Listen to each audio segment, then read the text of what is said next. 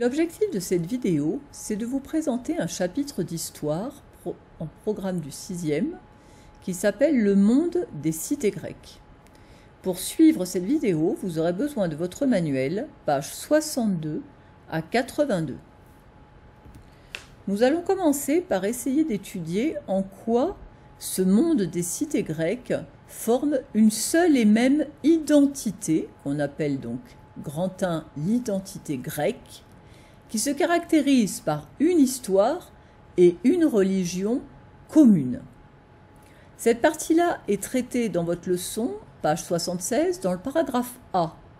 Je vous en ai fait un résumé et je vous alerte sur la dangerosité de l'orthographe de certains mots qui sont difficiles à orthographier. Donc voici le résumé que je vous propose, que vous avez dans votre cahier.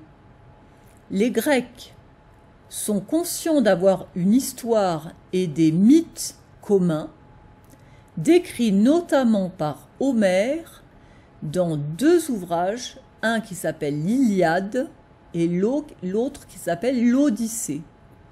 Ces deux ouvrages ont été inventés au 8e siècle avant Jésus-Christ, mais on met en doute l'auteur. Donc pour l'histoire, c'est Homère, mais vraisemblablement Homère n'aurait pas tout, entre guillemets, écrit.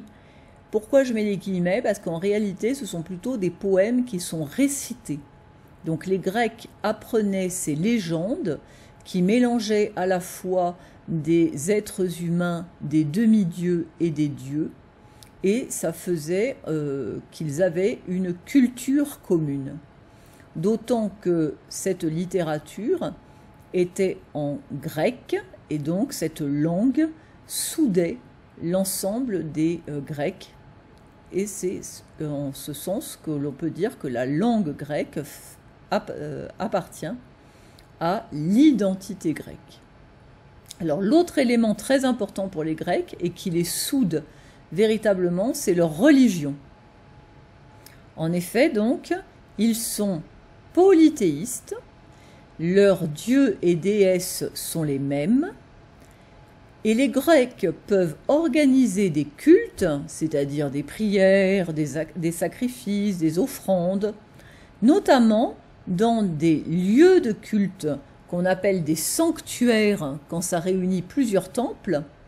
Et quand ces sanctuaires sont panhelléniques, comme c'est le cas d'Olympie et de Delphes, eh bien on peut dire que ce sont des sanctuaires qui sont ouverts, qui sont créés pour tout Pan, tout hellénique, tous les Grecs.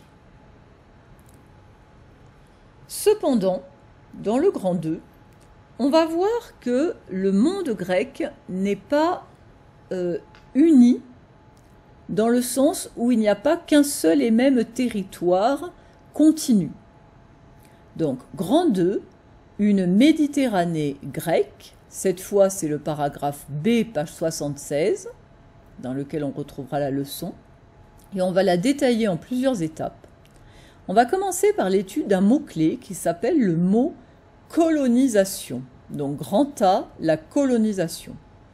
Pour comprendre le phénomène de la colonisation, vous allez avoir besoin de votre carte, page 64, et on a fait en classe une petite schématisation de cette carte en zoomant uniquement sur le cas de la cité-mère de Phocée, qui a été à l'origine de la naissance de la colonie qui s'appelle Massalia ou Marseille. En effet, la Méditerranée a été occupée par le phénomène de colonisation. Une cité, entre parenthèses, dite mère, en fonde une autre, entre parenthèses, colonie. Donc au départ, la Grèce, vous voyez, c'est la zone qui était coloriée uniquement en rouge. Et ensuite, comme Platon le dit lui-même, les Grecs se sont comportés comme des grenouilles autour d'une mare, puisqu'ils ont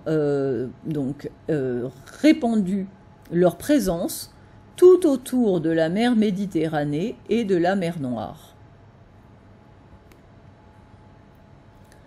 En ce qui concerne le grand B, des cités-États, on va reprendre une définition qu'on avait déjà étudiée quand on avait travaillé sur la cité d'Our en Mésopotamie au 3e et 4e millénaire avant Jésus-Christ. On avait déjà vu que certaines villes étaient plus importantes qu'une simple ville, dans le sens où, à la fois, d'un point de vue territorial, ces villes sont complétées par des campagnes environnantes, mais aussi parce que ces villes ont une totale autonomie par rapport aux autres villes. Eh bien, en Grèce, c'est le cas. En Grèce, chaque cité, que ce soit une colonie ou une cité-mère, a sa propre existence, tout comme un pays. C'est-à-dire que là, pour prendre l'exemple de la cité d'Athènes, vous voyez que la cité d'Athènes est bien plus grande que la ville elle-même d'Athènes, puisque la ville en tant que telle n'est que le petit point rouge, rattaché à son port, le Pirée. Or, vous voyez que la cité est bien plus loin, bien plus grande, et ça prouve que c'est un véritable petit pays. D'autant que chaque cité-État a sa propre monnaie, son dieu protecteur, ses lois, son armée, ce qui permet d'ailleurs à ces cités de parfois se faire la guerre entre elles. Donc là, même s'il y a une identité commune, il n'y a pas forcément d'alliance entre les cités. En tout cas, en période de paix, il peut y avoir énormément d'échanges culturels, mais aussi d'échanges commerciaux. Grand C, cité et citoyen. Là, nous avons zoomé sur le doc 4, page 69, qui nous rappelle à quel point il est important dès le plus jeune âge pour un grec et notamment donc un athénien de se former pour devenir un bon citoyen. En général, un bon citoyen, c'est un bon soldat. Les soldats, les jeunes soldats donc s'appellent des hoplites, et pendant leur formation, qu'on appelle l'éphébie, ils apprennent à respecter un serment, celui de défendre leur cité, de respecter les dieux et les lois. Nous allons maintenant nous attarder quelques instants sur la cité grecque la plus importante de toutes, c'est la cité d'Athènes. Pourquoi Athènes? D'abord parce que c'est la plus belle, la plus riche, mais aussi c'est parce qu'à Athènes est né le régime politique qui nous permet de vivre, nous les Français au XXIe siècle, mais qui fait vivre l'ensemble des pays de la planète au XXIe siècle. En effet, ce sont les Athéniens qui ont inventé la démocratie. Pour illustrer la démocratie, je vous ai mis ce document parce qu'il nous illustre une scène typique de ce qui se passait concrètement à Athènes au 5e siècle avant Jésus-Christ, sur la colline du Pnyx, de la Pnyx, et sur cette colline, il y avait donc les citoyens. Vous remarquerez que ce ne sont que des hommes, il n'y avait pas de femmes. On verra que ces citoyens donc sont les fils ont des parents athéniens, parce que les étrangers n'avaient pas le droit d'être citoyens. Les étrangers, on les appelait les métèques, et les esclaves encore moins. Mais en tout cas, ces citoyens athéniens participaient à des débats dans le but, on le verra, de faire un certain nombre de choses très importantes pour la vie politique de leur cité. Je vous fais une petite remarque hors sujet par rapport au thème de la démocratie, mais qui est très important. Sur la reconstitution, sur ce dessin, vous avez en haut à gauche une autre colline qui s'appelle la colline de l'Acropole, L'acropole, c'est donc la colline sacrée où se trouvent les principaux temples de la ville d'Athènes. Et le gros temple que vous avez sur la droite de l'acropole, c'est le temple le plus célèbre du monde grec, c'est le Parthénon. Alors, comment on peut récapituler les différents habitants d'Athènes au 5e siècle? Déjà, vous pouvez remarquer que le nombre le plus important de personnes, ce sont les non-citoyens, parce que les non-citoyens, ce sont les femmes, les enfants, les fameux métèques, donc les étrangers, et les esclaves. Donc vous voyez qu'au final, les citoyens ne sont pas si nombreux, puisqu'on les estime à 40 000 sur une population totale de plus de 300 000. Cependant, ces citoyens, qui sont donc enfants d'un père et d'une mère athéniens, ont un rôle très important dans la vie politique. Ils détiennent le pouvoir, et c'est pour cela que l'on dit que cette cité est une démocratie, parce que démocratie, ça veut dire le pouvoir du peuple, c'est-à-dire le pouvoir des citoyens. Mais comme je vous l'ai dit, cela constitue en réalité une minorité des habitants. Alors, le deuxième point qui est très important, c'est savoir comment font les citoyens pour exercer leur pouvoir. Pour cela, nous avons besoin de ces deux documents, donc doc 4 et 3. La pagination a été indiquée précédemment, et notamment donc l'organigramme qui représente les institutions athéniennes.